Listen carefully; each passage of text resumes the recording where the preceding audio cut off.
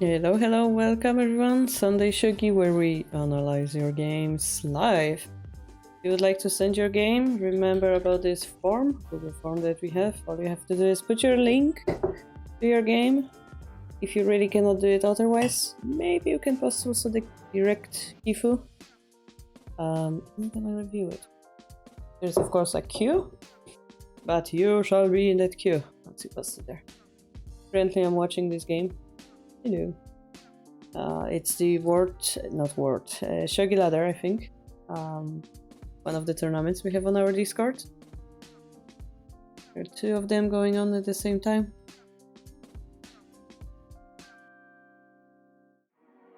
Just a nice way to pass the time until my bot pings everyone. And then we can start the stream for real. Hope you guys having a great weekend so far. For us, we had some snow. And it's becoming more and more Christmas-like. Really nice. And it also means I have a headache, so... it's fine though. Yeah. But hey, season change. I wonder if the rook sacrifice would work here.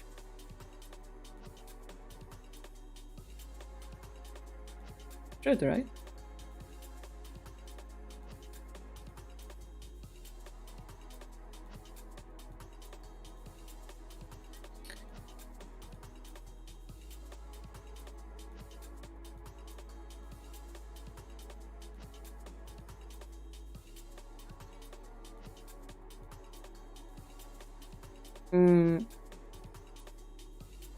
There is one problem with it, which I don't see solution to, so maybe not.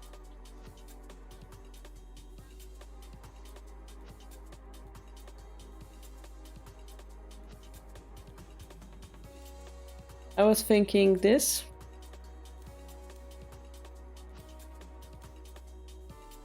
But then I didn't see answer to this one. I guess this works, maybe? That could work. If they take, we go here. Second option is like they go here, we go here, they go here, and then if they have a counter attack, but the bishop is perfectly protecting here. I think that was a valid option. The rook drop or something is more solid. But we still have that same drop, right? So...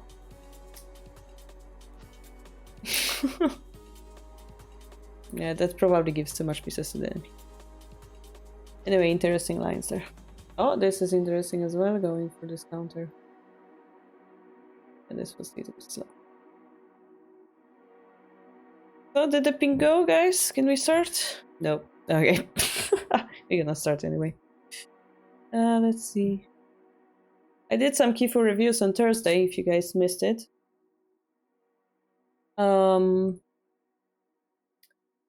We have two, like, older kifu.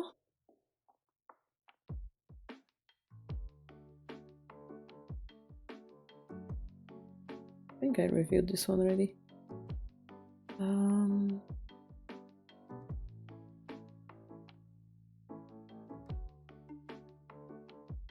Yeah, we're gonna see if we manage all of them. We're gonna start with Melkor though. Melkor sends a kifu against Dion and says one of my games against Dion where we wanted to play Aigakari. Only one I won so far. I think the game is gonna be really interesting. I managed to get a very favorable position, but gave some counterplay later, which made it the endgame. I find it funny to believe that it started as an Aigakari. And we're gonna get it. Next one will be... Oops. Mizuti. Will be TTJ game that he didn't have time to do post-game discussion about. And we have two games from Ho. I don't know if we have enough time. We can analyze them both, but...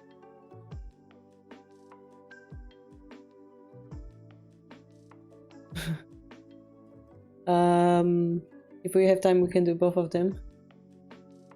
We have done Eon and content E. And eventually, if we have time, we're gonna go back to Ninja Nakabisha from Dark and Lincoln. Something.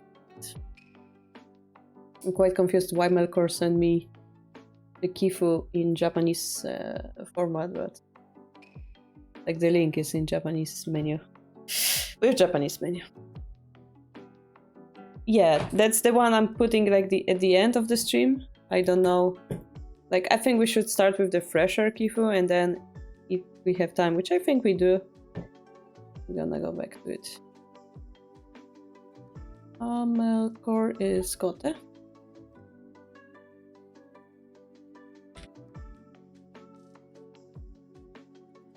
If my headache allows me to, of course. Eon, yeah, Eon sent a different game, so that's okay.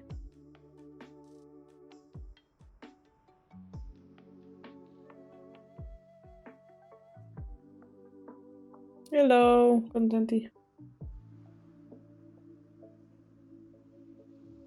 The bot still didn't ping everyone. Why?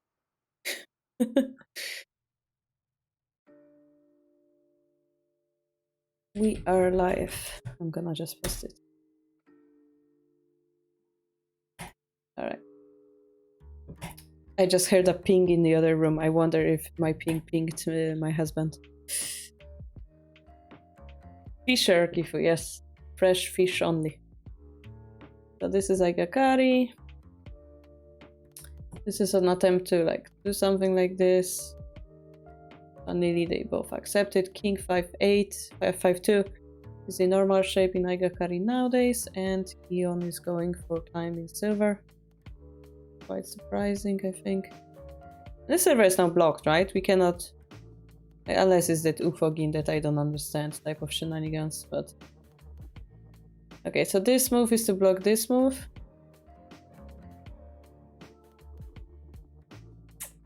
Not 100% necessary to do it immediately, but we do it, and this is the sleeve rook trying to eat this pawn. Now, funny question is, what do we do after the exchange and bishop drop which happened? Do we have a plan again? Because we're losing the lands, right?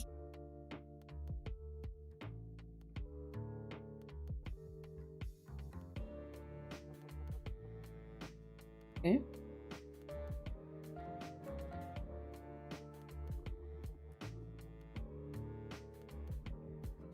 Oh, okay, I see. So Melkor set it up this bishop here, so that this rook can eat this silver for free, technically. Now, side question is, did Eon cannot really choose to block it with the gold, because this bishop is going to die. So this is the complexity of this situation. Quite interesting here.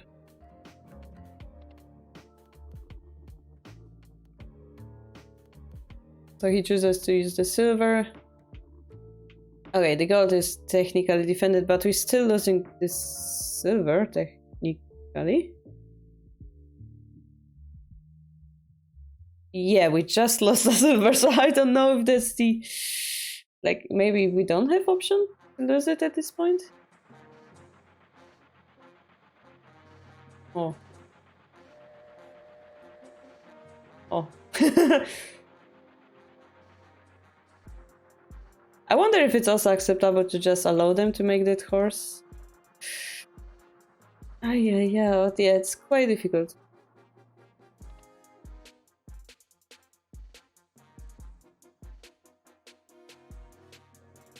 Like this? But then a pawn drop, right? Oh, that's very difficult to block.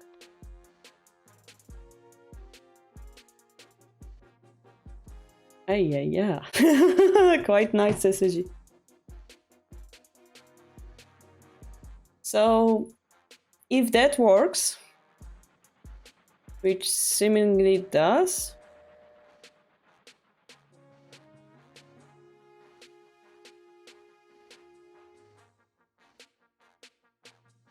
maybe we had option.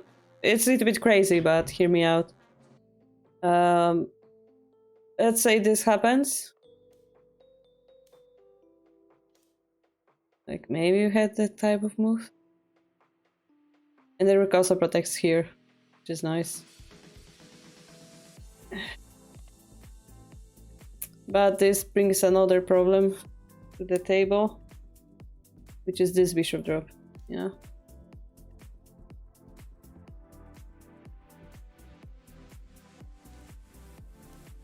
Yeah, I don't know how to... It's quite interesting. I would like to check after that with the computer. Maybe I'll just quickly put it in. So that it swirling in the background. Alright, let's see how it continued. So here we should be a little bit better as Gote. Although the problem is they have a horse and we have a bishop. So technically they have the option to like activate it and harass our big pieces in the middle. It's not that easy perhaps. And this is what happens. We try to block the horse. Horse has nowhere to go. Silver drop will kill the horse. And really nice move, yeah. Okay, the rook escapes there. We also had this square. Funny enough, this silver also blocks the lands. I don't know what to think about it, but... Pawn push? What's the meaning of a pawn push? I don't know.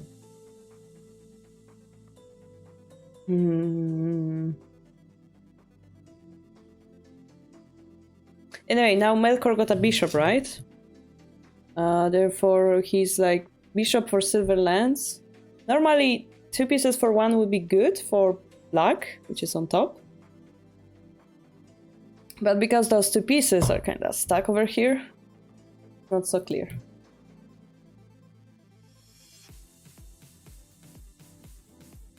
Yeah, he's quite creative here. I don't know if he doesn't know what to do, but yeah, quite interesting opening from him. And just playing safe is what we want to do. And the question is what are we going to do about this rook here? My answer is I have no idea. Like maybe try to like outmaneuver it. Oh, okay, that's what we're doing. Cool.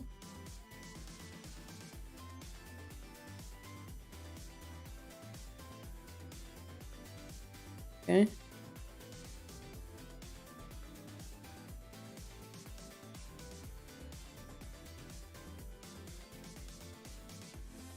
I don't find all those moves logical, personally. Like, for example, I wouldn't want to move this silver back because it feels weird. I don't know how to explain. Like, they might exchange this and drop a pawn here. The silver is here perfectly. It's not being threatened. An example, if we bring the rook here, we would be able to activate the rook here, and now we kind of blocked it. And then I really don't want to touch those 2 pieces. Because if I push this pawn, the silver gets activated and close to my king, right? And by this piece movement over here, we are kind of making... Okay, I'm trying to speak Japanese here. Because we acknowledge the existence of these pieces by trying to counter them, in a way it makes them stronger and relevant. Shogi is a weird game, this is how it works, yeah? So because we spend moves trying to counter them, they became relevant again. Kind of weird, yeah? If we just left the silver here, the silver couldn't have went anywhere, right? Anyway, so...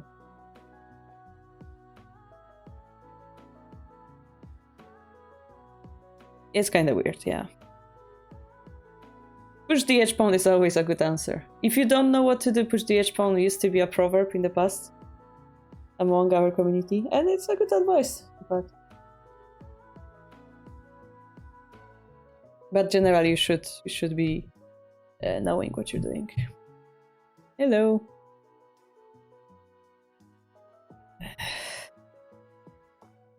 like Aite Oshinai is the Japanese, so I don't know if I Google it. Aite.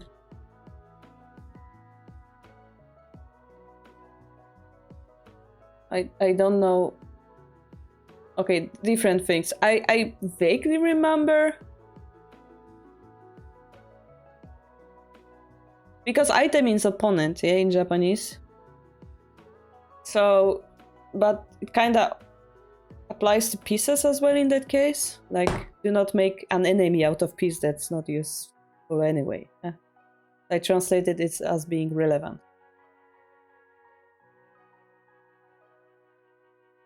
Alright. So for example, here we can sabaki this silver. Yeah? I mean, the lens will die. I mean, the rook will die. But for example, yeah? We would be able to exchange the silver that was technically useless for the end. Let's just ignore the fact that Melkor has a really good bishop here and very relevant, very active.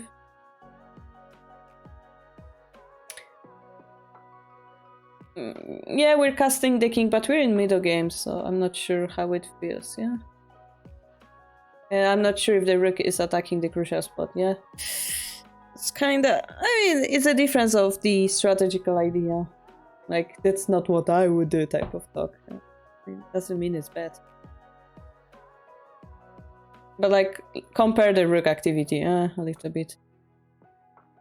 Even though Eon is missing that bishop, technically, the other pieces are more active. This pawn drop is interesting. If the king would take, this is a fork. And considering that all the pieces of Eon are spread out, having a rook in hand would be very, very useful. So this is why I cannot take it.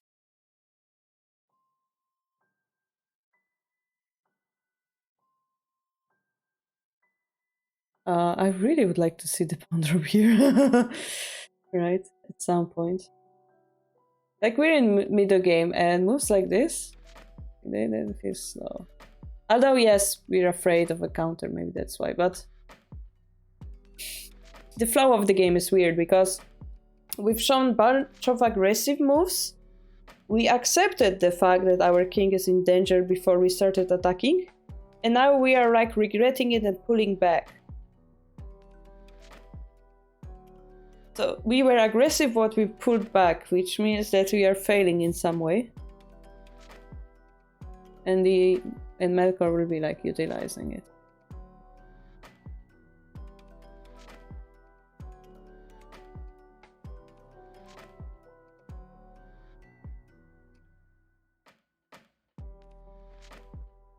It's like Byayomi or something. Like, feels very weird in general, the choices of the moves they're making. It's like Byayomi at this point.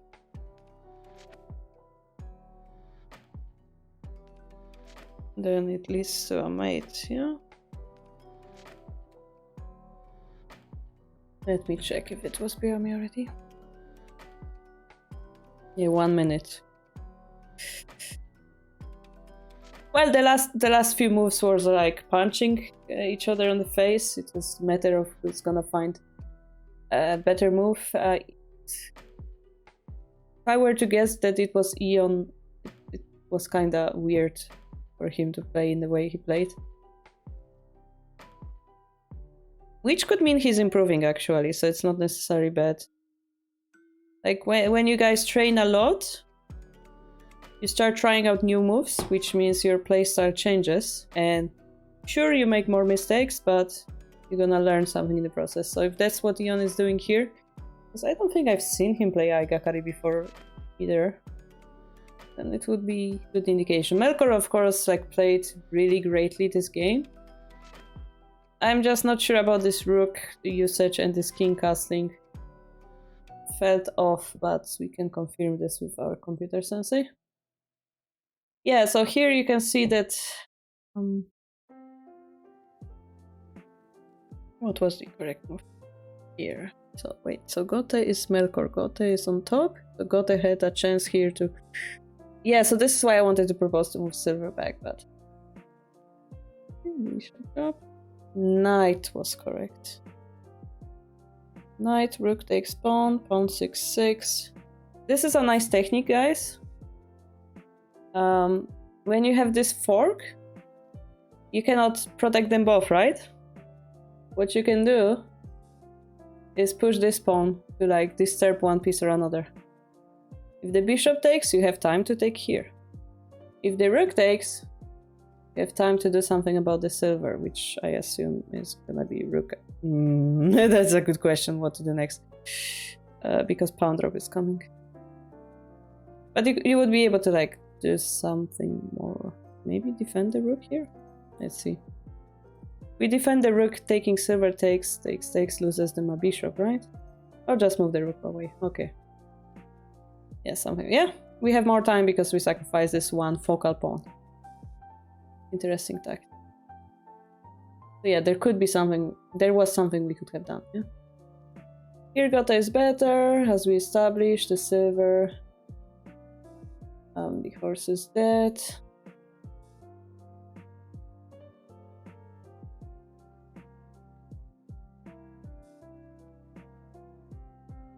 Yeah, see, computer also preferred to move the rook all the way back.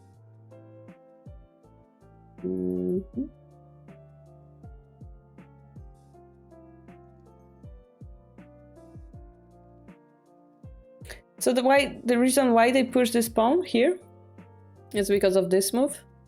And this is a little bit better because they don't have the option of activation the silver. So we let it hang in nothingness, yeah? So that's quite interesting idea here by the computer again.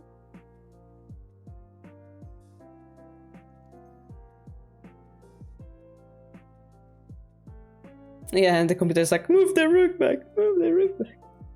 But yeah, you can see all the rest was winning for Melkor basically. Very nice game. I really like that opening idea, yeah? But here, technically speaking, this was, well, still equal. Still equal. Just Ion mistook the defense. Very nice creative idea from Melkor. Nice Aigakari game. Might be inspired myself as well to try it out. Alright, next Mizuti. This is TTJ last round game. We didn't have time to do post-game analysis, so we thought it would be nice to see your comments on it. On my side, I felt I had good material advantage, but I found it hard to convert it into a winning. Don't we all? We all have the same problem. Okay, so it's Mizuti. Typing in Japanese, great. Did you notice, guys, that Mizuti has one Z in his name on Discord, but two on 81 Dojo? Kinda confusing to me sometimes. I don't know which one is the correct one. Santa, yeah.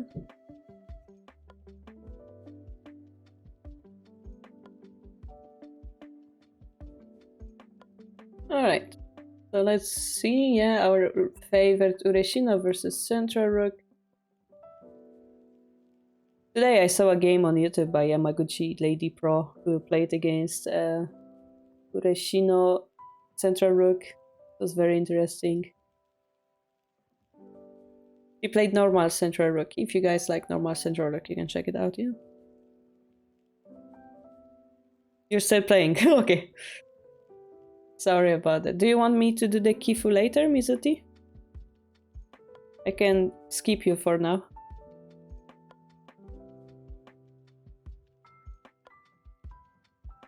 If it helps. Alright, we're gonna skip that. Okay, who's next? Mizuti is playing in the... He's playing right now, so we're gonna skip over. Oh! We have two kifu from Ko. We're gonna go with the splinter one first. Oh, I'm clicking the wrong button. Okay. Wise man says, treat every game as if your last play. I believe this is what we did in this game. Everything is within my preparation until I don't know why I treated my silver on move 47 lol. Oh, you stupid dum-dum. That's what he wrote, that's what I'm saying. I spent some time and made that rook drop on 4-8, but I'm certain it was not the best move, as it could get trapped easily. What would be the best play from Karo and Computer Sensei's perspective? Move 83 can be interesting too if I take Bishop Brave fully for attacking tempo. And thank you for the review. Are we gonna see it from Sente's position?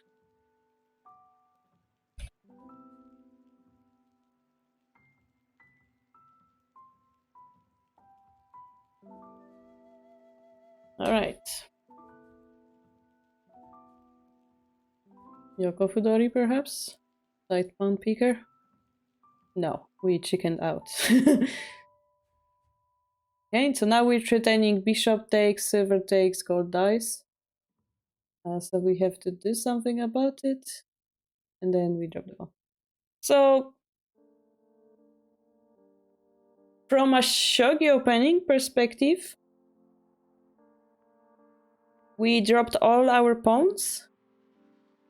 And yeah, we don't have the pawn from this column anymore. We cannot use it for the attack. So technically speaking, we're worse off here. Oh.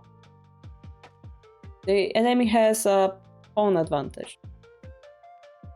I don't know exactly how do we avoid side pawn picker if you don't want to play it. But the fact that you allow them to take it for free, I think might be a little bit disadvantage. Anyway, we do what we can to avoid the worst line.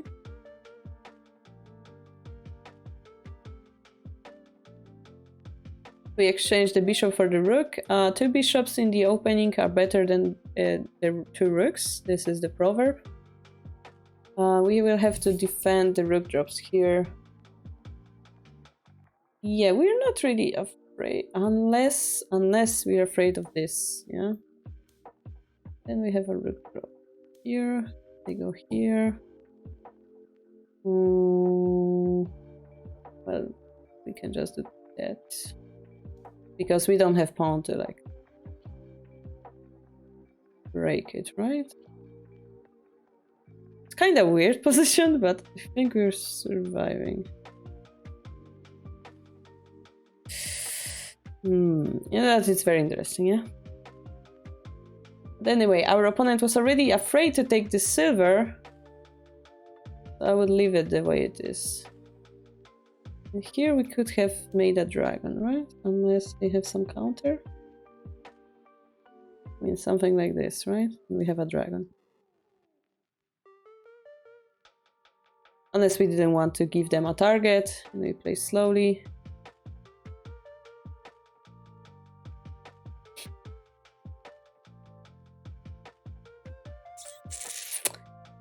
So for white, yeah, for white I would create this shape. Because it's rook drop resistant. And I have the pawn advantage already. So I can just build up a pressure and win. Like bishop drop, maybe push this pawn. Something like that, yeah. Against rook, you should be careful about the edges. So I don't know, for example, yeah. They can try to do something like this. This is our main concern. Yeah. If they had pawn, let's say we get a free pawn somewhere. If they had a pawn, they can do this and drop the rook like here. Here it is defendable because of the gold, but generally it's something we have to be aware of, yeah? Maybe this works still and so on. Those are like the small tactics when the rooks are exchanged. Hey Nerok, thank you for subscribing, welcome back. Isn't it like super late in Japan? Thank you for your amazing YouTube videos and all of your content in general, you're awesome. Ah, thank you Nerok. Thank you so much. 1:30, lol, you should sleep. I know that sun rises very early in Japan. And Tokyo is a loud place to be in. But I also appreciate, I know it's winter now, but like in summer, evenings are very cool compared to day. And you just want to stay up. Avoid that heat. Hope you're having a great time there. Okay. And for that reason, like having those bishop lines like this is why it's considered to have bishop are being better in the opening general. So Ahoy is doing all that he can while not having a pawn, which is a nice attack like this. And this is when I would start considering dropping the bishop, so like just pin you down. Of course the rook drop is still possible, let's not forget about that. Another thing is, do we really want to push the central pawn against bishop exchange? Usually the proverb is do not push central pawn against bishop exchange. Particularly because of this line, yeah? But yeah. Good night, Nirek. Bishop drop 5. Okay, let's go with that then. But I mean, bishop drop 5/5 isn't a problem when you have a pawn blocking it here, right? Also. But yeah, let's agree that you wanted to do this line of attack, yeah? So that's fine. I'm just talking about the general stuff, yeah? I don't know if it applies perfectly to this situation. Okay, so we jumped with the knight. Like here we could have pushed here. Like ignoring the bishop line, but because we jumped with the knight, we cannot do the same thing, right? Just something to be aware of. Oh, we do it anyway. Okay. we could have taken here, right? Take the one pawn that we ever needed. I mean, yeah, maybe enemy has a counter, but I mean, that's why we went there, right? To exchange it, I thought. Finally! Thank you! Finally. And this is a trap if you drop it here. If you guys don't know, there's a bishop drop trapping the rook over there. This is why this was more important. And for the same reason, if we go there, something like this may happen. No, I mean, it's still good. Okay, see, if you force them to drop a bishop like this, you should be happy. So here I would immediately try to think of this line again, because I'm seeing this bishop drop, but yeah, I have to be careful about our king. We're lowering our king defenses. Very bold of you. Okay, yeah, we don't care. We want to sacrifice this dragon for the bishop anyway, because look how nicely it breaks enemy camp. I would start creating moves that would enable this sacrifice. I know the sacrifice exists, and I will try to enable it, yeah, by supporting the rook from far away. We are attacking from king side. That's working out for us, surprisingly. What would you do against this move?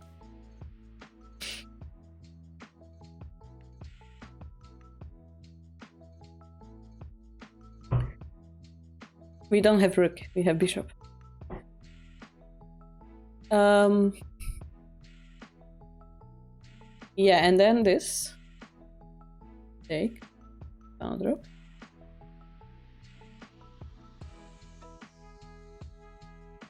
Another nice edge tactic, this time using the bishop. Bo and makemashita, yeah. I mean, yeah, but like we have to know those. Yeah, this is the off wrong diagonal bishop type of tactic, which is nice to know. We saw it in the previous game where they dropped the... At the very end, similarly, they like dropped the rook there or something. Where was it? Here. similar tactic appeared in that game. So here we should know it as well. Okay. So yeah, I don't like the fact that you're fighting over here, because you have more power than over here, kinda. And this is your king side, so you're weakening it, yeah? They will be able to drop those pawns, as we talked about.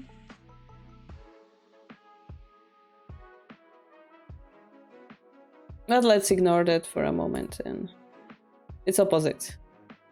Take, and then you make a powerful token that cannot be taken. If your target is to make an entering king, that would be great. Okay. Here we just exchange. Okay, but okay, we captured the bishop. That's good. Yeah, yeah. Now we're winning. Now we're clearly winning. Oh wow! Yeah, perfect. Yeah, that works too. Yeah, I mean this is more natural, but that's faster actually. You're right. Yeah. Perfect. Perfect ending call. You just outplayed your opponent. So tactically you played very well. You found those good moves, like the Sabaki your dragon beautifully. But tactically speaking, strategically speaking, you made some mistakes. Over here, I think you lost a pawn. I'm not a very big specialist of double static, as you guys know, but the outcome that I see is a little bit not beneficial to you. Then, for example, pushing the central pawn, attacking again, pawn drop is possible. And then, yeah, my idea would be to go for this exchange. Keep the king safe, yeah, moving the silver makes it weaker. But that's just my feeling, yeah. Overall, it came up upper hand, and yeah, the king side attack. This will only work if you went for that entering king thing, I think. Somehow it worked out. I don't know how it worked out, but it worked out, so good job. 85, alright? Was it 85? 83, I think. It's interesting if I take the bishop instead, yeah? So yeah, if you don't take the rook, you will have to be afraid, be careful about the rook thing. But here we take... well, if they take, we take, right? So that's winning. If they take here, the silver is hanging, for example.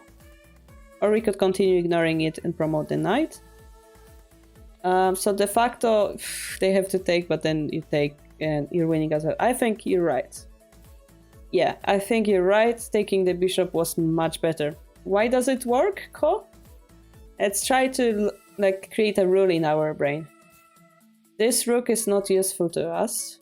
It's far away from our king. It's something that we use this word often. It's like critical points. Critical points here will be those points, squares, around the king, right? And those squares around this king. And this square is not critical for that reason. Therefore, you moving your piece into critical square has more power than his piece going into non-critical square. Yeah, but it's not about calculation, it's about the feeling, right? It's just the good habit that you're gonna create here, yeah? Attack critical squares to... Attacking critical squares puts a pressure on your opponent, which will force them to use more time as well, so... If you play calmly, they will use their time and win. If you give them trouble, even if you're behind, you will force them to make mistakes. But yeah, very, very good game. Don't worry.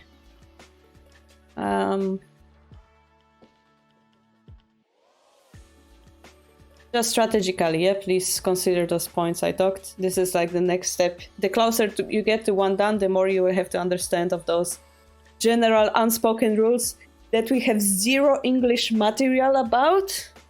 I know it's hard, but we have to learn it, yeah, as a community.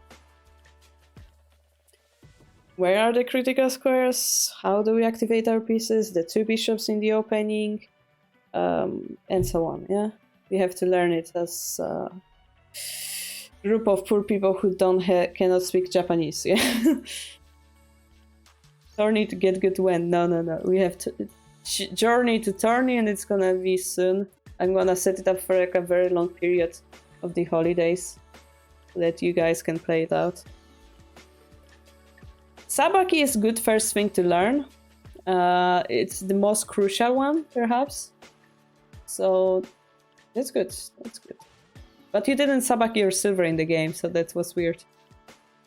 Okay, next we'll have Dan. 1, 2, 3, 4. Husente. Sorry guys, I still have that little bit of headache. I finally made a safe castle with opponent rook and gold. That's the comment. Interesting. I am interested, Dan. Journey to journey. Oh god. No, tourney to tourney, no? Are we overdoing it with those names?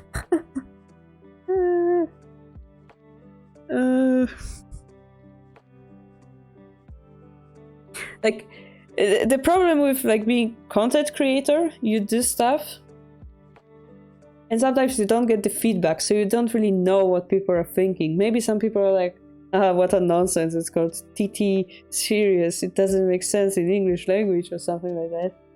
Or like, oh, it has Japanese name, I don't understand. Or maybe someone's like, it's a great meme, let's continue doing it, yeah? The Byoyomi War here. We could make a bunch of fun tournaments. You guys could make a bunch of tournaments. As you saw, we had those channels. We have the Gokaku tournament. We have the Weekly Shogi Ladder. That's not organized by me. This is organized by our community members. If you guys have idea for like cool meme Shogi tournaments, go for it. I'm gonna give you a channel and I'm gonna give you rights to manage the channel. Yeah.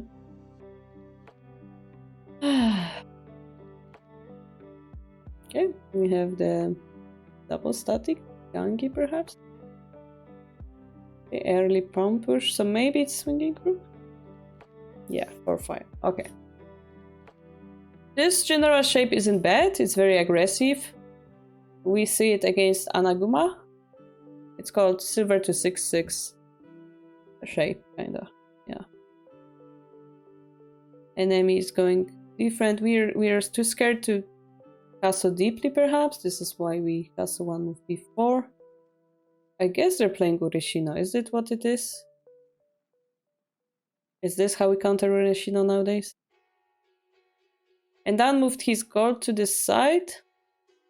So this is not as solid castle as Mino. All the pieces are swifted 1 square to the left, which gives more balance to the camp.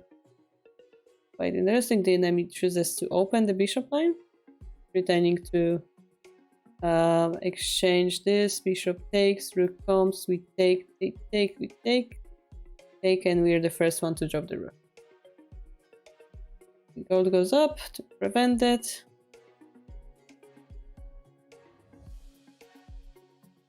And I would be happy to attack here, that's what's happening. And our king is really weak now. This is very interesting shogi where both sides don't have safe field to work with. Here I would consider going here actually. Take. To have that bishop exchange, because what we learned on our YouTube is that silver bishop exchange something we should want as Ureshino.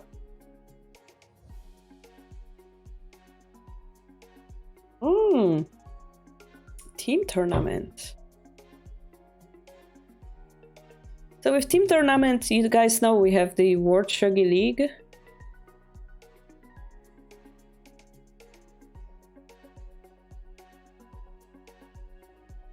What is cool is something like Pearl Shogi and stuff as well.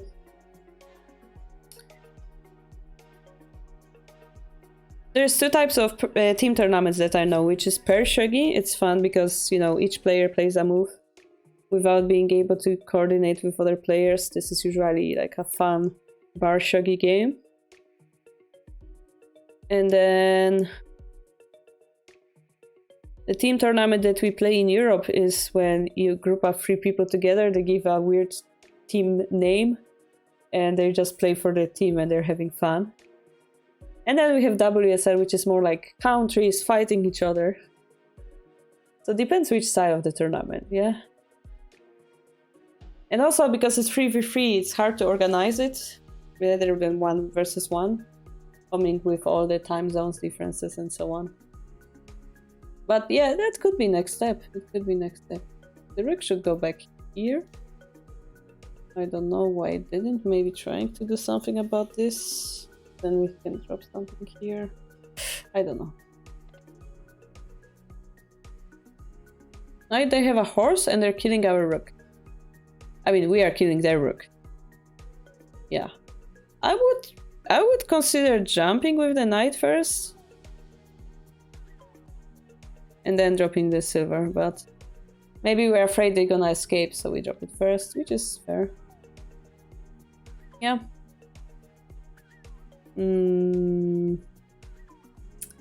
There's also this move. I don't know if it's faster or slower. Maybe it's the same. Yeah. Maybe it's better this way, yeah. And we activate the other rook. Yeah, don't forget about the other rook, guys.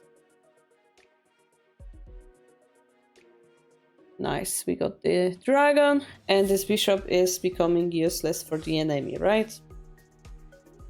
Yeah, they can promote it here, but they have only bishop. There is no way they can activate it, so they need more pieces. They take the knight, and here we have to consider how to continue attacking. We have those 2 silvers over here, but they're not really useful yet.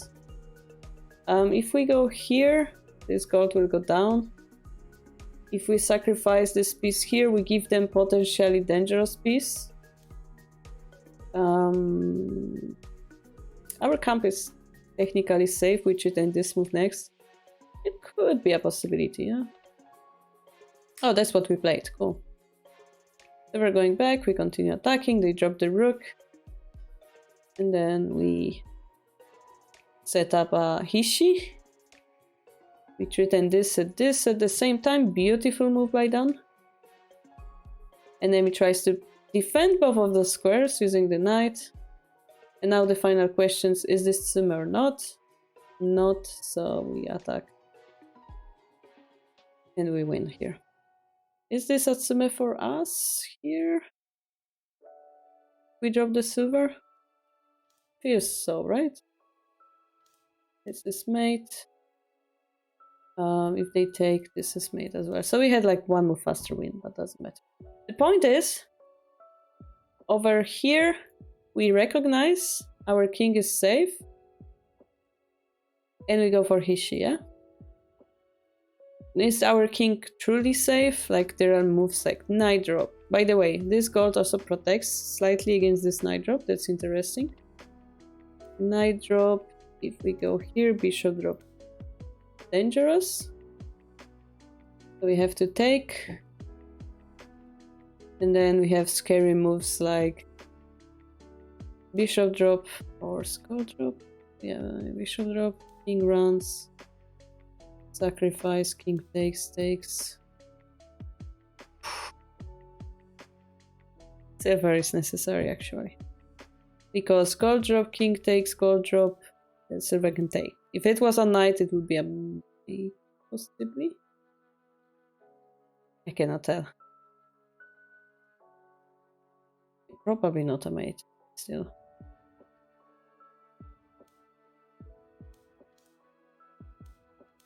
Because of this square, we are missing the forward attacking piece. We have 2 knights.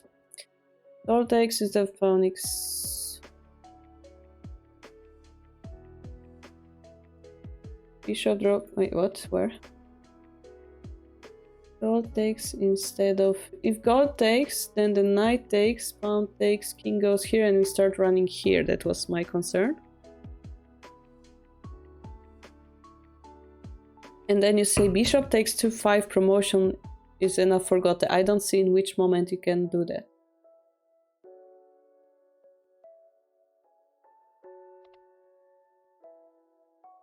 Oh, unless you mean in that variation that I've showed, which is here.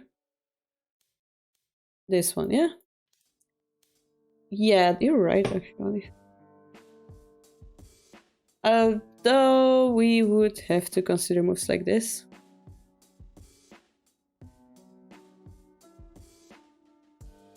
Pretending, mate, again. So maybe the knight drop was quite dangerous.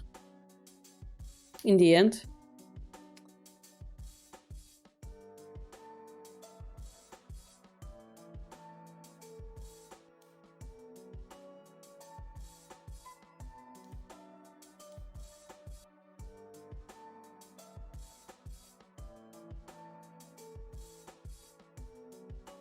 Yeah, right? So let's quickly check it out.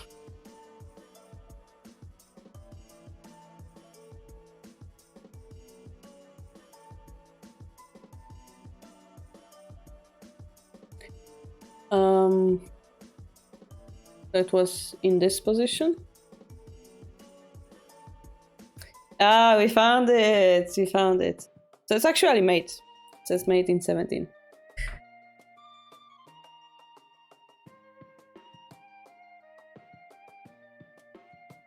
Quite beautiful, actually.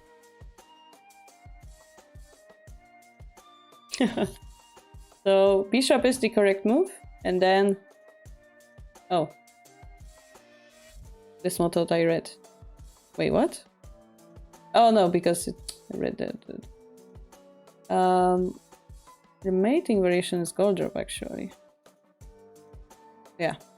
Gold drop, bishop drop. Which we cannot take, right? And it seemed like we're surviving, but... Sack the bishop. Sack the bishop. Gold goes in. It's a mate. Beautiful. So, what should we do? So this is a mistake. I mean, if that was a mistake, then perhaps around here we were too eager to give them that many pieces. And we should have defended. Yeah, so gold move is a proposed move for center. How should we think about it? Well, we went for this forced variation. Yeah, this forced variation. And we should consider, is it truly a Hishi or not? Well, it turns out they had a counterplay. Therefore, the Hishi that we thought is winning is losing. Because they have Tsume. Therefore, we do not play that forced variation. We need to gain one more move in order to survive. And that's why we would play the gold. Although it's not that easy. They still have like that knight drop. I mean, knight drop, we just run, I guess. They can promote, pound push, yeah. But you can see... Silver 64... The idea will be to bring more pieces because we are missing some pieces. So this piece coming here, activating the silvers that I said before were inactive. This will be winning for center. Very nice lesson from this game.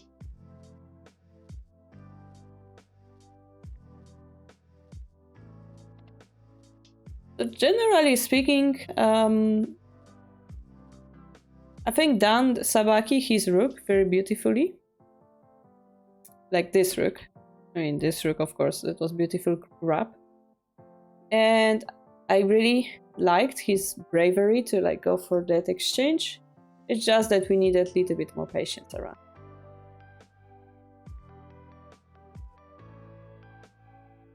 But yeah, I mean, going for that winning variation, if you trust yourself, if you trust your calculation, is of course good. It just turns out that the enemy had a tricky move that made it not work. So, in that case, we should be more aware of it next time, yeah.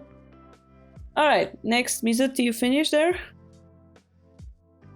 Can we go back to your game, or should we... Is Mizuti playing still? Yep, alright, so let's go Mizuti. I will grab some water before that. I think you were sent, yeah, alright. Be right back.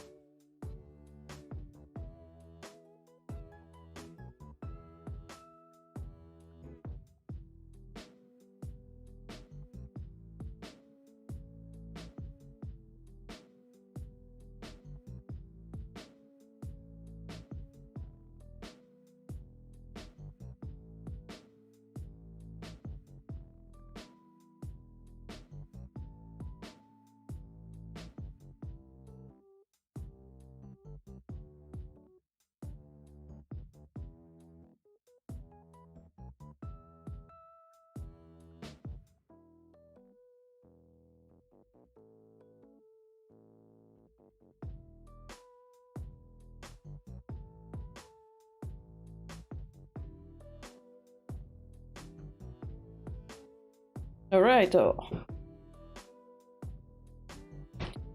your comment was about no post-game discussion, if I remember correctly.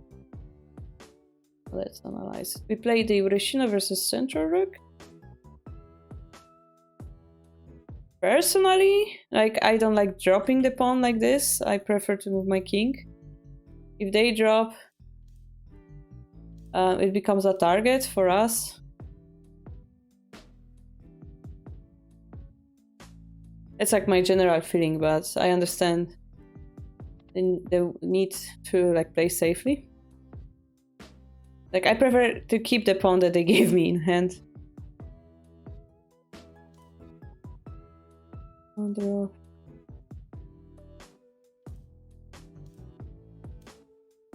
Okay, maybe that's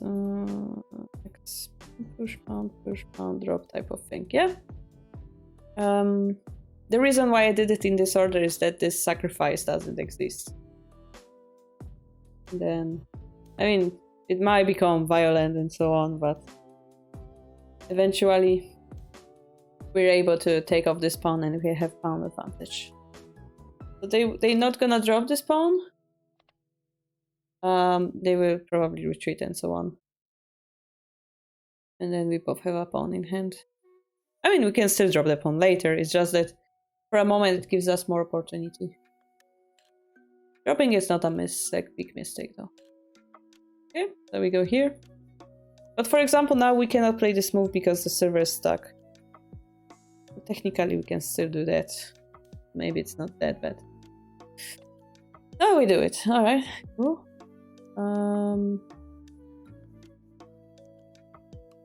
Okay.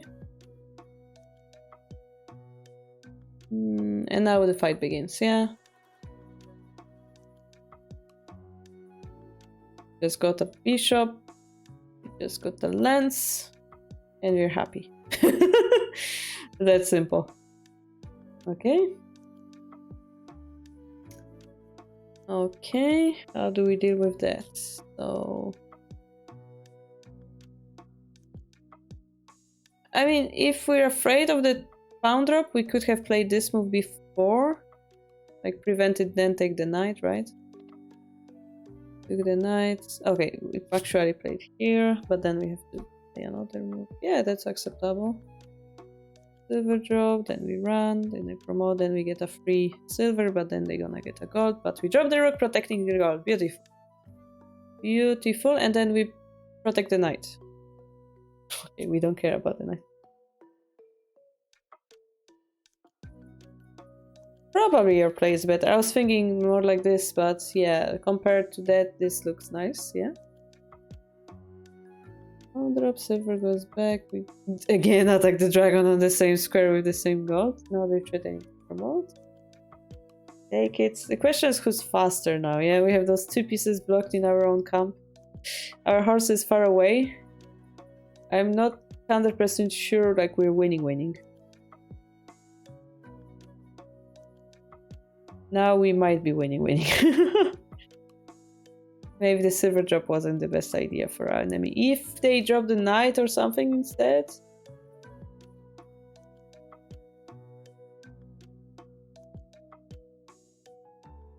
I don't know how it would went in that case.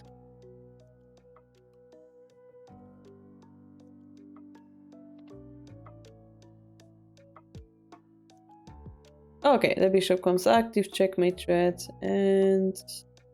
No? How is this not a mate?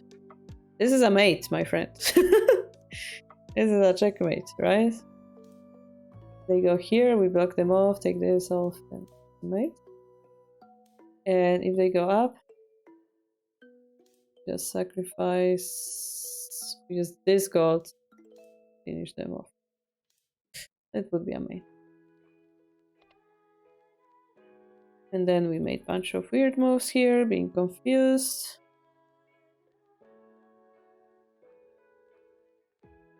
Like, this gold doesn't matter at this point. what matters if we have a checkmate threat or not. So we should find a way to checkmate threat the king.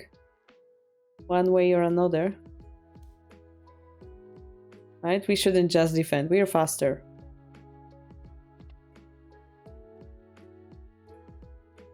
Now we gave them one tempo, so they're making a bunch of checks because they can. And finally we decide we will find a more difficult checkmate. A pattern. Alright, alright, alright, alright, I see. You redeemed yourself by finding even longer checkmating line. Cool. Nice.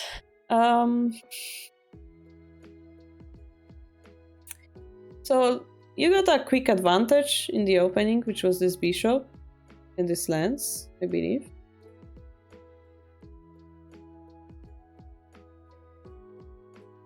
Then we defended very well around here, getting de facto another free silver. But then we decided to go for counter-attack. In this kind of move, we should be like more confident that we're faster, right? They have this move, for example.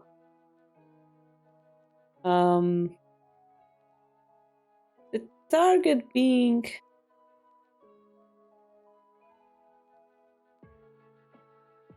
Maybe that's not working still, but... Okay, let's say something like this, and let's say you defend, and then this gold becomes hanging. They were a little bit useless, so maybe they could have targeted something like this. I think here the silver still saves you in a way. Again, being this way. Yeah, it's kind of hard to tell. You should be winning, yeah, because you got a full free silver and full free lance and a knight. It's just that if it was a different game, it might have been too slow. That's what I'm trying to say.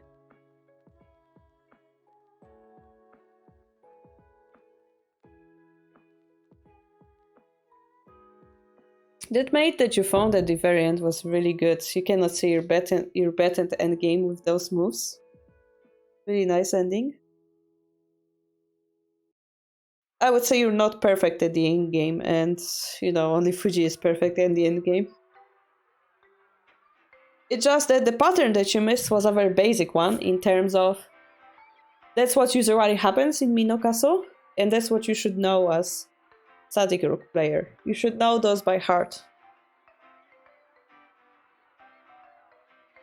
Yeah. Because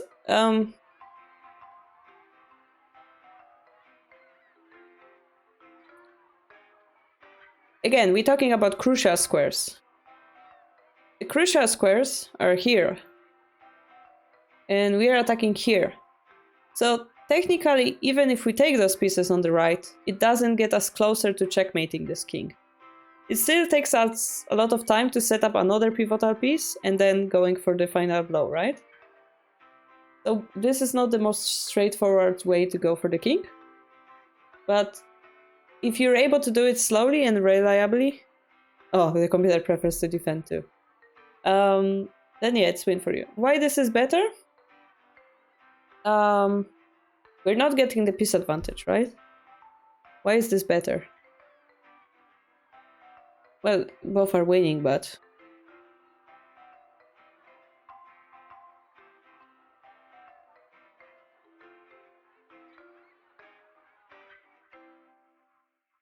Because you give them less counterplay.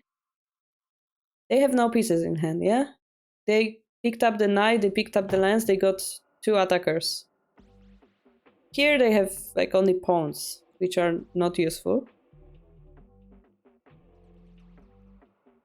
And de facto you will be able to move the silver back and try to reactivate this rook again.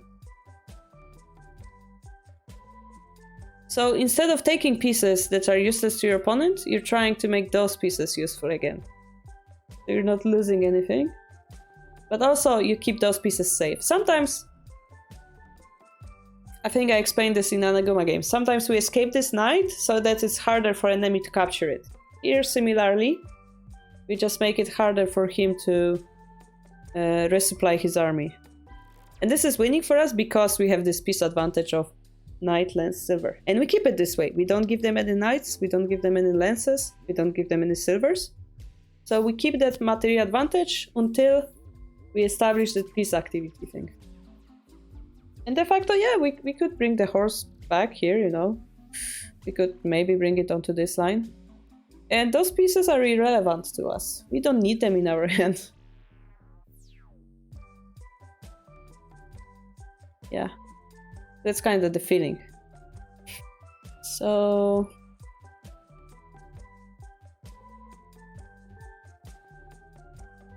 yeah, here, for example, you could have taken the dragon away and then it wouldn't have any attacker left. Here, you see, it kind of drops a little bit because you gave them the counterplay. But I think the silver is a mistake. Wait, so what do they propose? Yeah, to attack the gold. Yeah, this is, again, the critical square. Because it's in front of your king. And you are lacking this critical square on their king. Therefore, they have this pivotal piece advantage, kind of. Yeah, it's losing for them. But...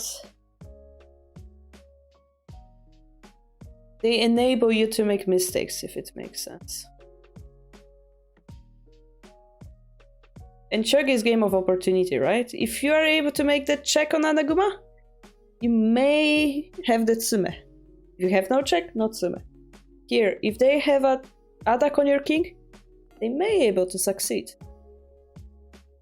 Yeah. So do not give them chances when you have the advantage.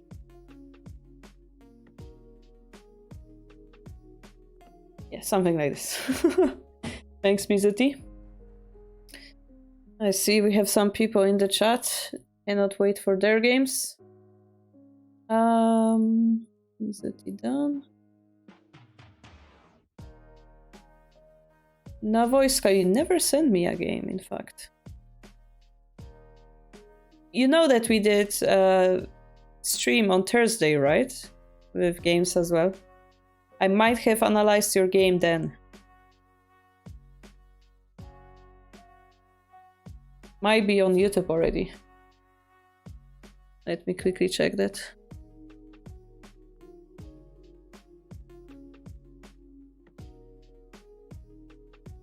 Not yet, perhaps. Oh no, it's the quest to enjoy Shogi 7? I think we did number 8. Maybe it's not on YouTube yet. But I think we analyzed it on Thursday, basically. So when is your game? In the past. Okay, we will have Eon next.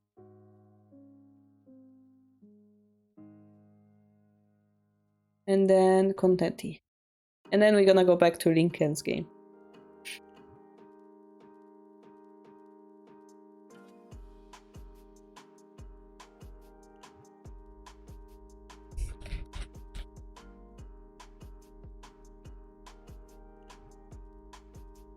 What's your analysis on my video about Melkor? What video about Melkor? You mean the one with Mario Kart and the 4th place?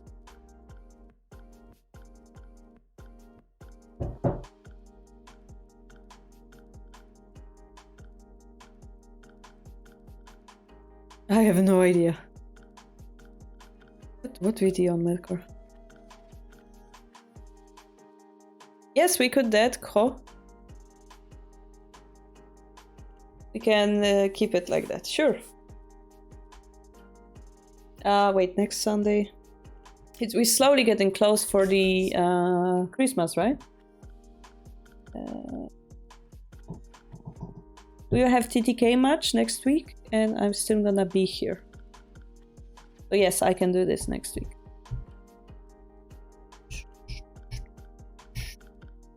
We will have like this Christmas New Year break because I will be abroad.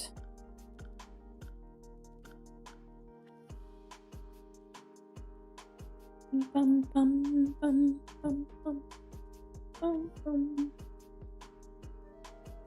All right. So.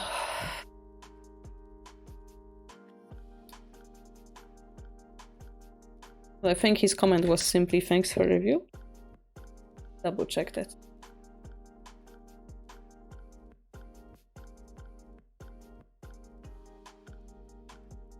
Yeah, alright. And of course with Eon's kifu we're gonna immediately put it here so that we have some deeper understanding. Yeah. Opposing rook. Double swinging. So we decide to put the gold here, right? Nope. Okay.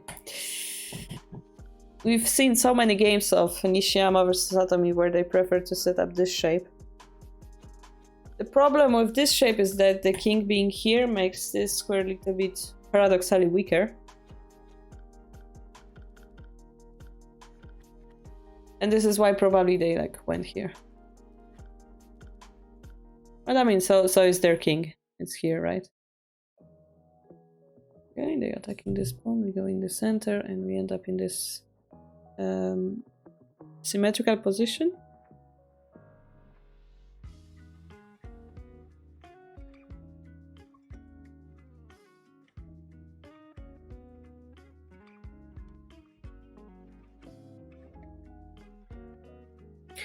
Call me crazy. I would like to try this move here.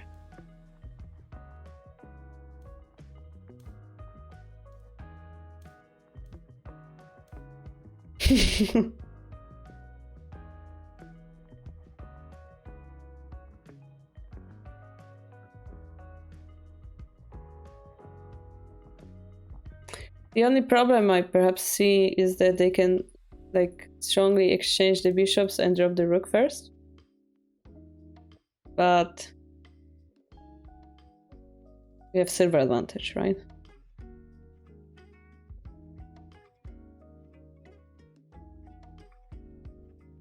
It's like one of those techniques in double swinging rook where you sacrifice the rook for silver and then use it against the rook, but we use the attacking silver. We took it off, so. And the knight is the well, the knight doesn't. Yeah, I guess it kind of escaped the line as well.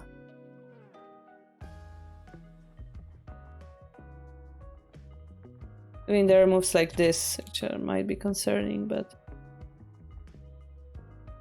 there's like knight silver exchange. Maybe that's not the best after all. Let's check it out.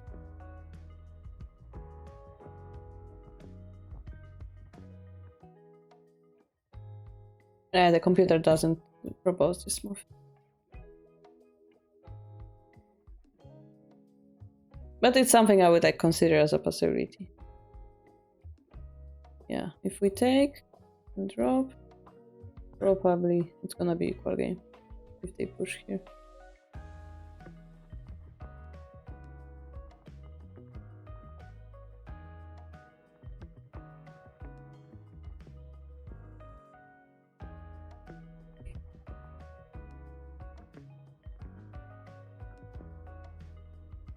Okay, now it's winning for us. So rook escapes is what makes them survive. And as they showed, you cannot drop the rook because rook comes here and takes it off here. Interesting. Okay, so we play here.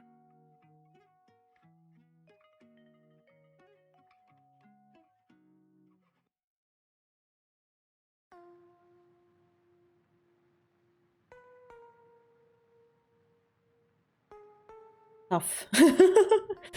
This is tough.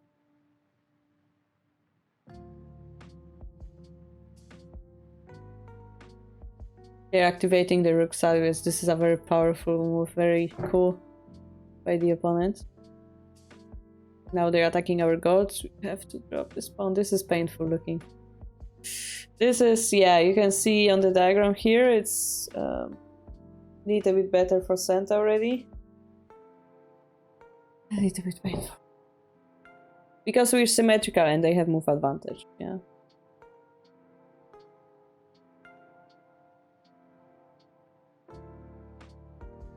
We're still fighting though.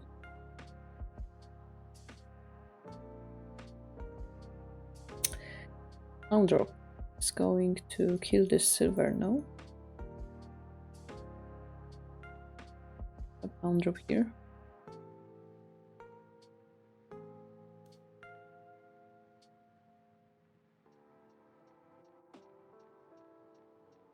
Which I'm not sure why wasn't played, but...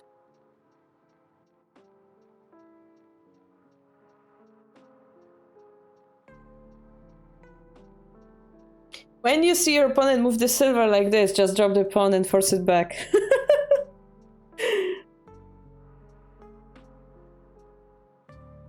It's a game against a Japanese player, actually.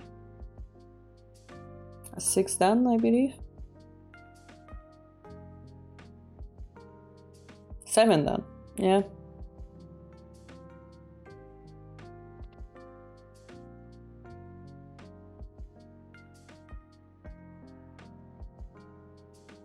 And we have 2 rooks, 1 knight, so barely like enough to continue attacking. But we're still trying.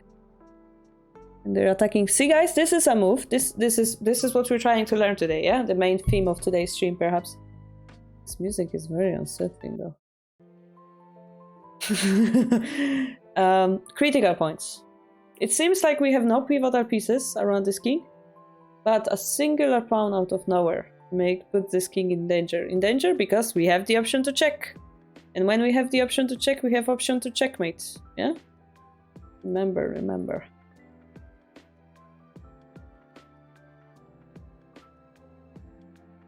So we make an escape route.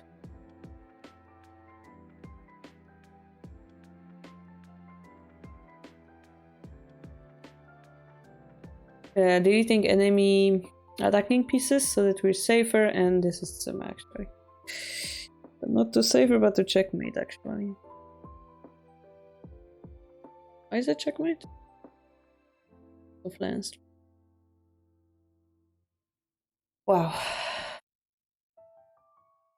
I guess the main theme will be the symmetrical position, yeah? Everything else is like... Yeah, okay, pawn drop here also worked. I don't understand why is this better than a pawn drop. Why is this move better than a pawn drop? Like, this is a move, right?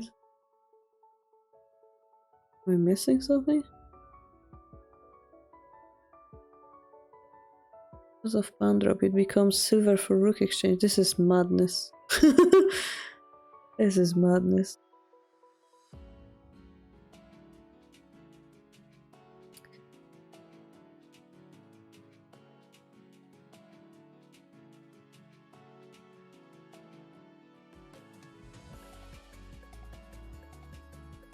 So if they did the same thing with the silver being here, did we have a way to counter it more powerfully? With a pawn drop? What if they take this anyway?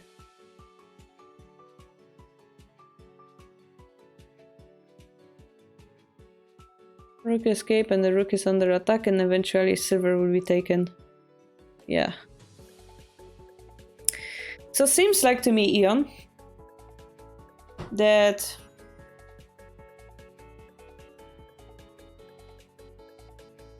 this rook was a very powerful position, and in order to counter it, we should have put the silver in front. Which makes sense, because silver in front is usually better against floating rook as well. Like, you shouldn't have a floating rook against Yagura, for example.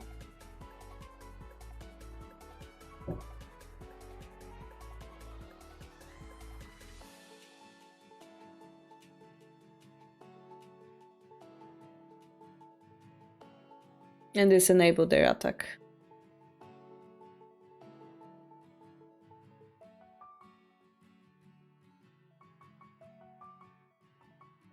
Oh, but the pawn drop, yeah. Pawn drop.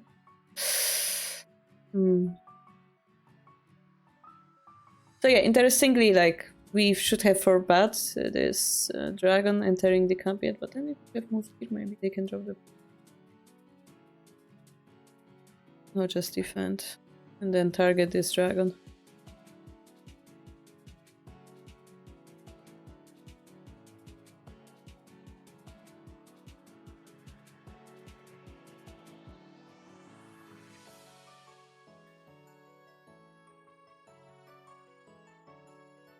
Yeah. I mean, it's a good fight, it's just that we're playing against 7 down and it's just gonna destroy you, whatever your rating is. The main point being, I guess, yeah, here. The central board control, mainly this 5th row. Pretty interesting.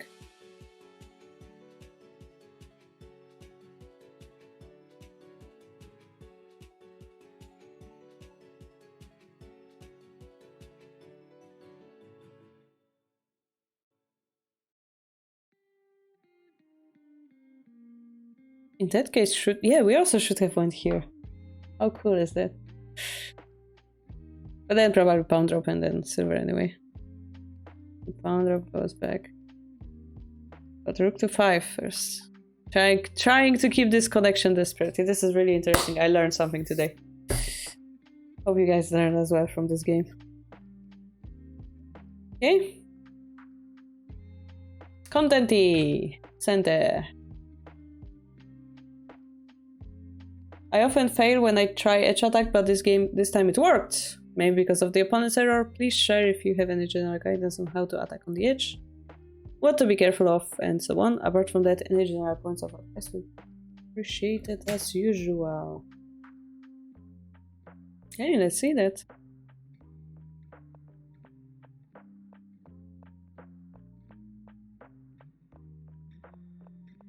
So in a double swinging rook, of course the edge is the critical square to go for.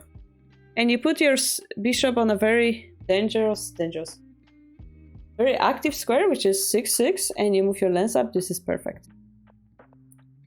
It moved, jump the knight, perfect, perfect edge attack. All the pieces gonna join the attack, yeah? They try to defend, you open the bishop line.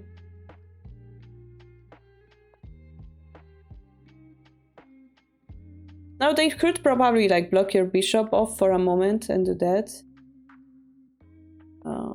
Let's see. Beautiful, yeah. No, don't be afraid. At this point, just go for it. You break in and you break in, yeah? You lost a bishop for gold? Perfect. We prefer golds. Checkmate with. That would just go in. Here we, blocked our bishop, not good. But hey, the lance, what a powerful counter. They could have blocked you with a knight though. They should have blocked you with a knight. They don't have the pawn drop, but they have the knight. Okay, but yeah, that's a play as well. They are overplaying here. Beautiful defense. This gold move, beautiful contenty. Beautiful. Now they're targeting take, drop. So we have 2 moves of freedom.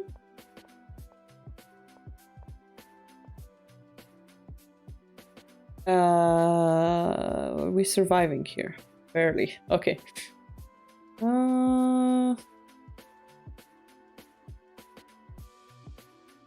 It wouldn't be surprising if you have a mate here, actually.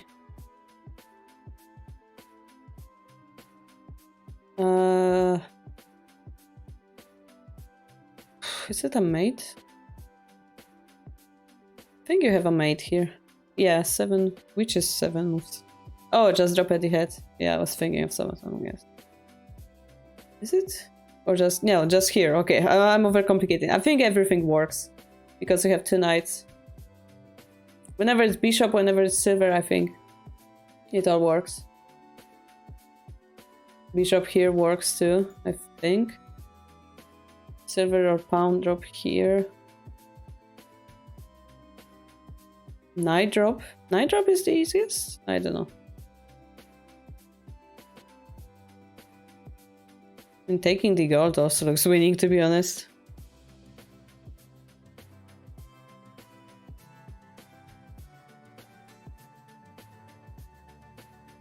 Everything looks winning.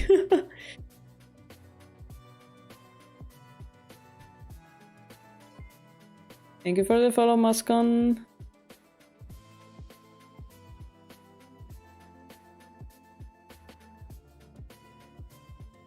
Yeah.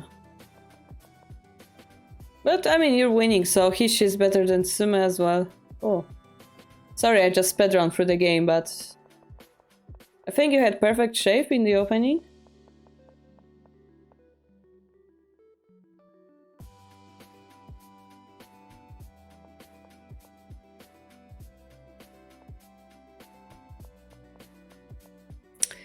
I think you should have like exchanged that bishop here and just went in.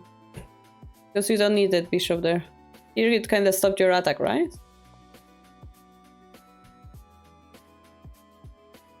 Well, he enabled you by taking and so on, but I'm pretty sure if you just promote there, it's better.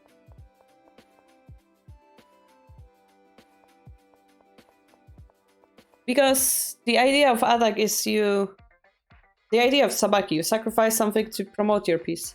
So here, because you were afraid of sabaki the piece, you didn't promote your rook. The opponent was kind enough to give you material to counter with. I mean, this gold is so beautiful, Contetti. Very well defended. Well defended.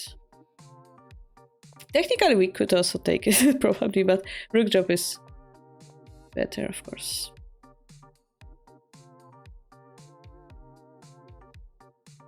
Yeah, I mean, bishop drop works, right? So general rule for edge attacks is there's a proverb you need 3 pawns to attack with. If they had the pawn here and you had the pawn here, you could consider sacrificing the knight for the pawn. But I mean, those pieces set up together like this looks very powerful. Very well done. Sorry, not much commentary, but you just destroyed him, kinda. You destroyed your opponent.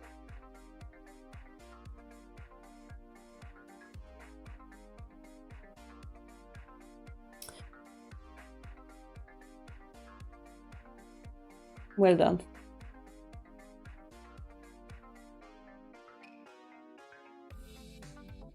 Okay, Lincoln, I'm gonna do a quick check of your game as well.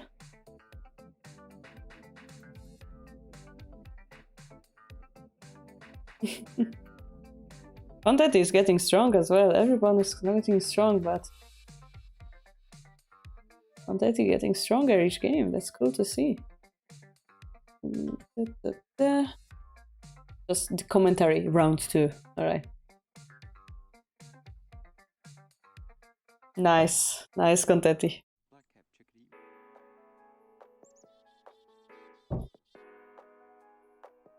You're forcing me to watch Yoko Fudori. Didn't we analyze this? We did analyze this game. Did we?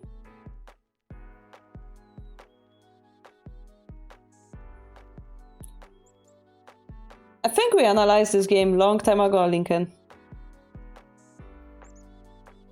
Or something similar, at least.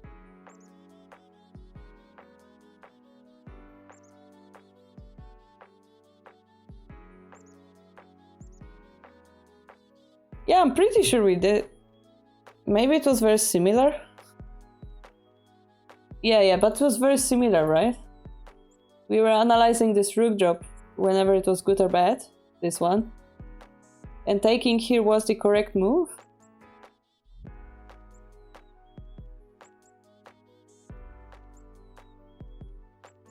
I'm quite surprised this move happened. Like how do you allow your lens to be taken for free? This looks wrong to me. This looks wrong to me.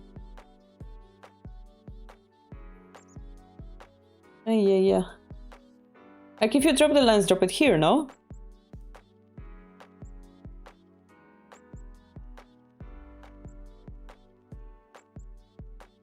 Wouldn't you be losing here, actually? Oh, they don't have the rook yet, though.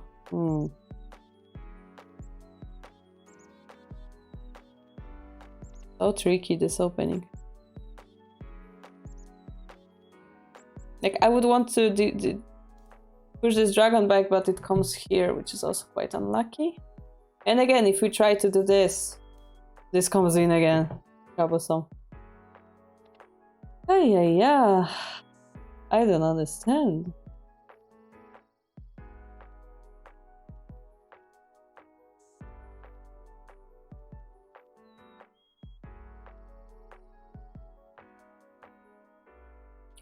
the rook drop existing here?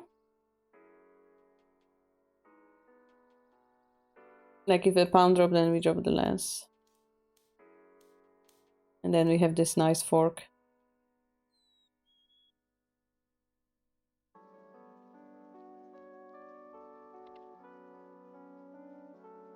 Technically this lance drop. Yeah, that's actually really good lance drop.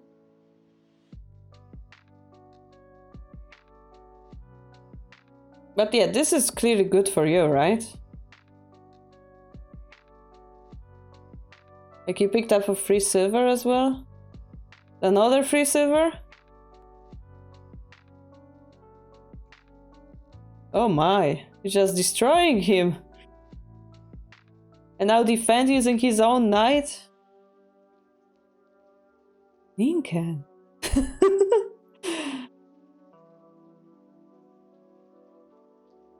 Nice. I mean, what can I say? I would like to find what were the better moves for Gote, maybe. But really well played. I mean, I'm not gonna lie, like Chrono and Benjamin, they are strong. They play Shogi, you know, for a long time. But I heard they're busy with like university and stuff.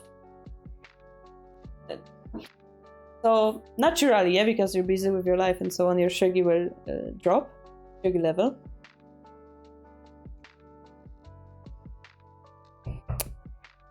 But you just destroyed them. Okay, so this is 600 points already. Because computer doesn't like this bishop drop in general. Yeah. No, Joseki.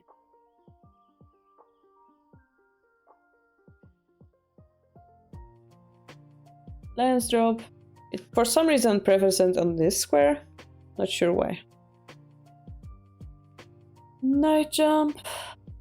Maybe because after the knight jump, you can move the rook back behind the lance. And that makes all the difference. 600 points. This is... Yeah, that would make the difference. Yeah, maybe it's a nice trick we discovered, Lincoln.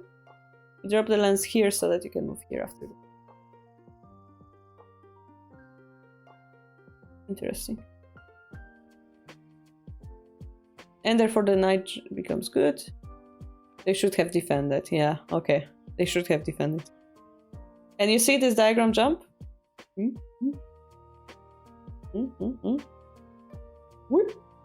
That's because they didn't defend. You get a dragon, you get all the advantage. And yeah, they should have used this token. That's what we've seen in the Lady Pro games. Last time we analyzed your game against Crown, I believe. Hey, I learned something. Nice. We learned this move. Oh. Yeah, but beautiful game. Thank you for sharing, Lincoln. What can I say? I see now why you got the place you got in the tournament. Okay, technically we have one more game left, which is Old Game of Dark Necros. We're gonna do it. It's gonna be the last one for today. Got the... I have to do something actually still today. White.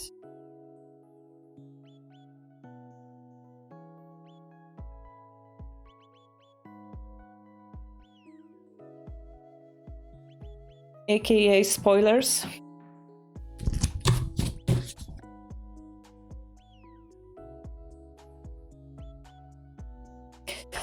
Script for certain interview.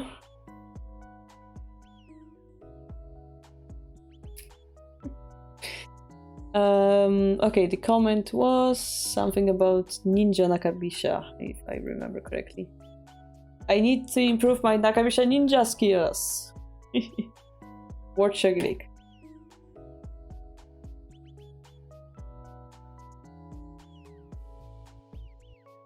So generally this is considered to be losing strategy.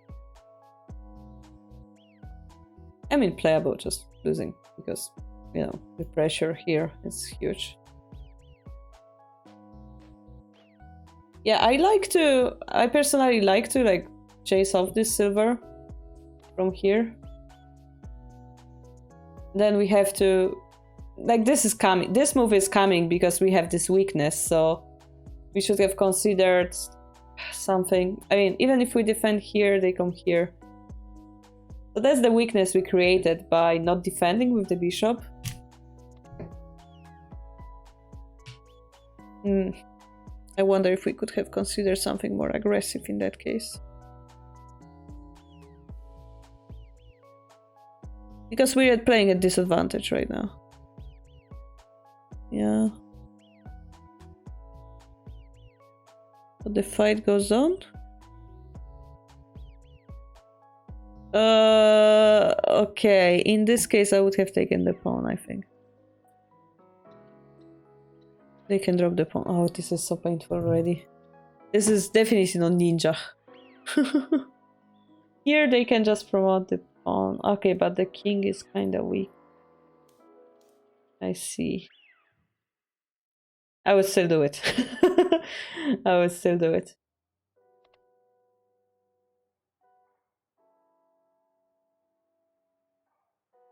Sage there. Our only hope. Oh, they could have went here and eaten this knight. Or drop the pawn. But then you move the gold? Oh, beautiful. Oh, beautiful. I like that. Okay. I give up. Yeah. I give up.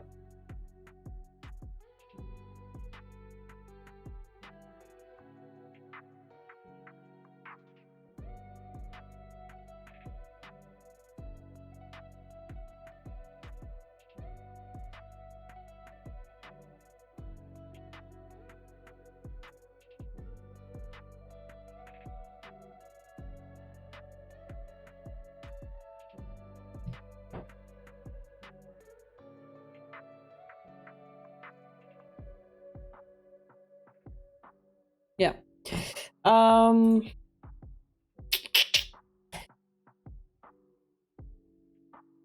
The general feeling is, Dark, if you want to continue with the strategy, is that we need to gain something in exchange of this. We cannot let them just get this exchange like that. Because this is huge, yeah?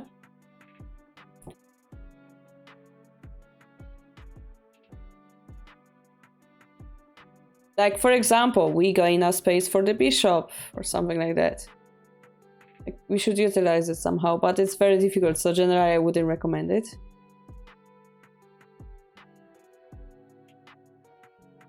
And yeah, you had, because of that, you have that weakness. So your opponent played really, really well to expose that weakness around here. Rebecca, it was very, very strong. Our queen, yeah, queen on our server.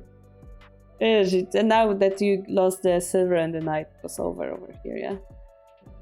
I lost middle game. Yeah, but good luck on your central rook ninja skills.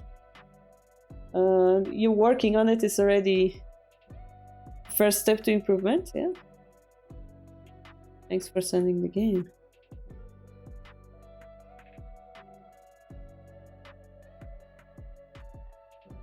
Alright guys, now the cost game's gonna be for later.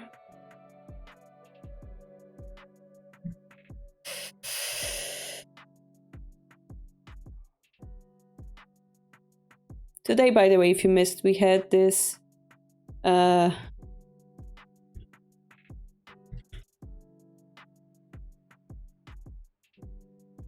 VTuber tournaments, like many streamers, I think from Malaysia and Indonesia, played this Shogi tournament. There was a money prize for the winner. And the player was playing game against me. Turns out it was Nibi. Even though he was giving 6-piece handicap, he won. It was much fun. I hope they do it again next year. It's fun, yeah? Like a bunch of VTubers coming together. We had such a great host. It was such a great thing. You can find the YouTube links in the Harbour channel. Yeah, it was quite fun, yeah? it made me think like, oh, you don't need like those super strong players to have fun with Shogi. It was such a nice time. Yeah, Nibi, yeah. That's Nibi. And their secret identity. Yeah, my winter isekai, exactly. Hope we can do it again.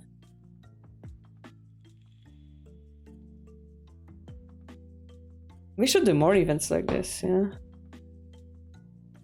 Oh well, oh well. This time it was great because I wasn't organizing it, I was just coming to play one game. It was kind of nice to have other people like organize it as well. Like usually I do everything, but it's exhausting. But having the community, like some other community, make it great as well. Thanks to Mysterio, yeah?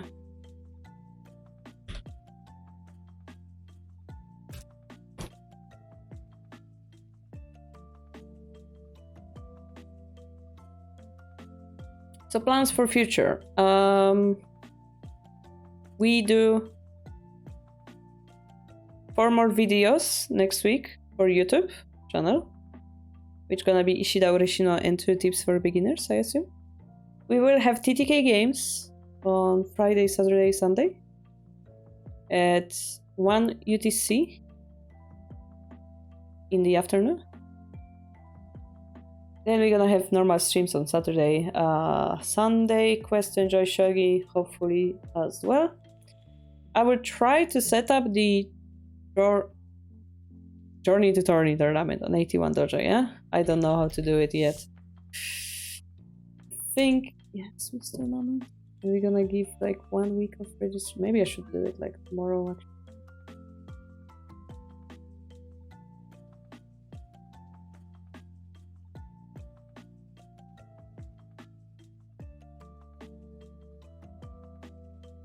How do you even make a tournament on 81 Dojo?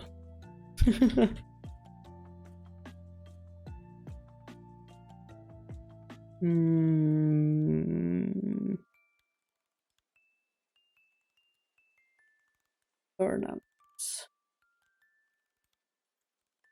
Organize. I can spend my miles, that's good. And you guys will have to be a part of Shogi Club tournament, Shogi Harbour tournament to join it. Okay, yeah, we can do that. Round robin. I don't know what a step ladder is, but gonna make it round robin and see. Am I forgetting about anything?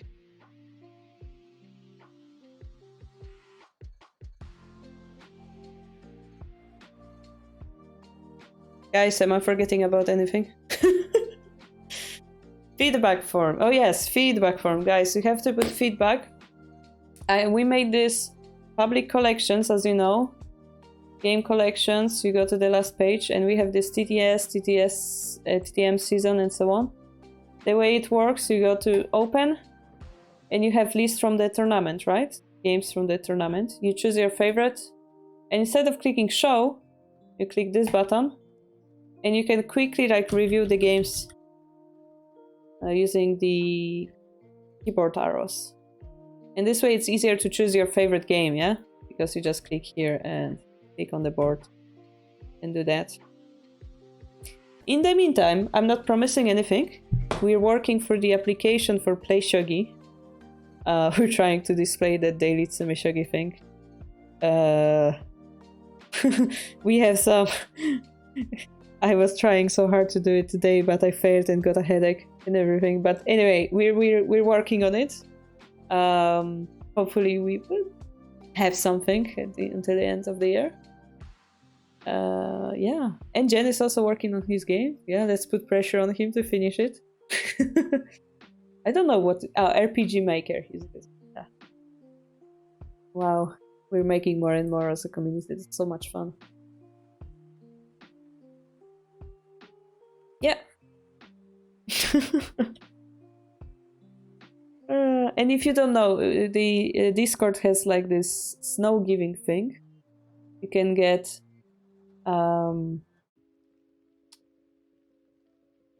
like presents. So if you explore the snowy surprises, you can get like a Discord sound. Snow gifting sound pack. I found it hilarious. Like instead of the ting, you have like somebody sent message, it has a different sound. I tried it out. Ooh, play your own adventure. Every day they have like new things. Yeah, you can enjoy. If you didn't know.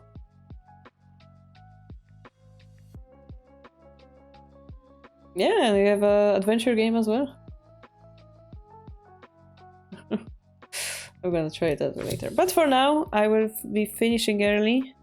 Still feeling a little bit down with the headache. Can I raid anybody?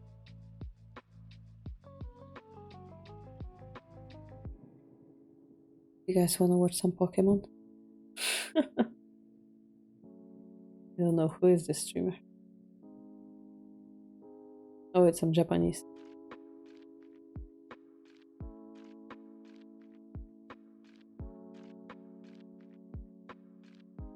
Anybody streaming Shogi? Monster Hunter. It's not Shogi.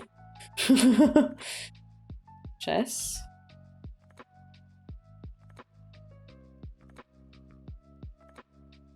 Oh well. Do you guys wanna watch Carl Sagan playing some Hades?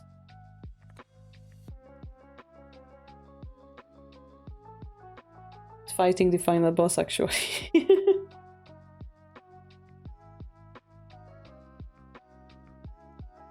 Spoilers. Alright.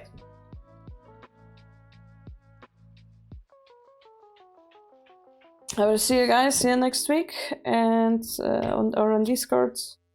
Have a nice evening and keep playing show, yeah? Thank you so much for coming and sending all the info. Bye bye!